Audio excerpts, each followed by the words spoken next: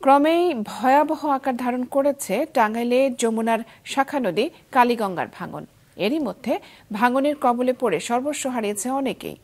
এদিকে ফেনীর কালিদাস পাহালিয়া নদীর ভাঙনে বিলীন হতে চলেছে একটি গ্রাম। বিস্তারিত ডেস্ক রিপোর্টে।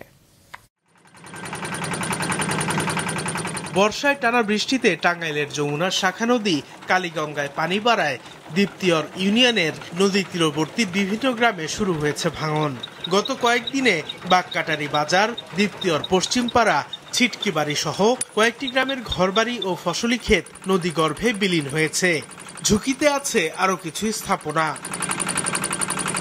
স্থানীয়রা জানান, ভাঙন রোধে প্রশাসনের কোনো প্রস্তুতি বা উদ্যোগ ছিল না, তাই নদী ভাঙনে নিঃস্ব হয়ে গেছে অনেকে। নদী ভাঙনে আমাদের বহু ক্ষতি, মানে আমাদের বাজারও নষ্ট আর আমাদের গ্রাম পেশার মানে ক্ষতি হতো ছিল। ছোট্ট একটি শাখা নদীও এই নদীটা আমাদের এতটাই ক্ষতি করছে যে দেশের গরিব অসহায় মানুষ এপার ভাঙো ওপার গড়ে এইভাবে তাদের জীবন চলছে।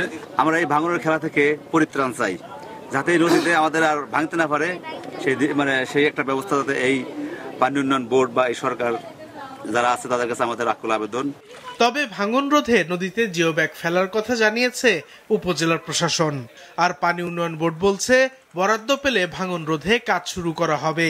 আমরা চেষ্টা করছি যে জিও ব্যাগের যে বিষয়টা, সেটা যেন নদী ভাঙন বা নদী ভাঙন কবলিত যে এলাকাগুলো আছে সেই এলাকাগুলো যেন আমরা জিও ব্যাগগুলো দিতে পারি। এবং তাদেরকে স্ট্রিক্টলি বলা হয়েছে যারা জিও ব্যাগ দিচ্ছে 5,500 জিও ব্যাগ মানে 5,500 জিও ব্যাগে দিতে হবে, একটা ব্যাগও কম পড়বে না। এবং এটা আমরা কন্টিনিউয়াসলি সার্ভে করছি। আমরা সেটা পরিদর্শন করেছি, সার্ভে করেছি। আমরা বরাদ্দ অনুমোদনের জন্য হেডকোয়ার্টারে পাঠিয়েছি। আজকে আবার নতুন করে যোগাযোগ করব, বরাদ্দ পেলেই আমরা এখানেও কাজ শুরু করতে পারব। এদিকে ভয়াবহ আকার ধারণ করেছে ফেনী সদরের কালিদাস পাহালিয়া নদীর ভাঙন। বিলীন হওয়ার পথে নদী তীরবর্তী লেমুয়া সর্দারপাড়া গ্রাম। আমার বাড়ির 30-35 ফুট এই জায়গা নদীতে ভাঙ্গি কালিদাস পাহালিয়া নদীতে পড়ে গেছে।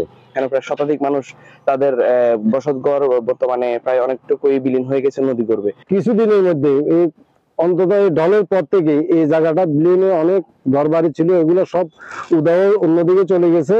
আর আমরা এখানে আরো কয়েকশো পরিবার আছি, এটা আমাদের বিলীন হওয়ার পথে। এখন তরির গতিতে যদি এটা সিদ্ধান্ত নিয়ে সংস্কার না করে, তাহলে আমাদের এটা আরো অনেক ফ্যামিলি, মনে হয় 50 ফ্যামিলির মতো আছে, এখান দিয়ে সব বিলীন হয়ে যাবে, গাঙ্গে বিলীন হয়ে যাবে। ভাঙন রোধে প্রশাসনের কার্যকর পদক্ষেপ দেখতে চান এলাকাবাসী।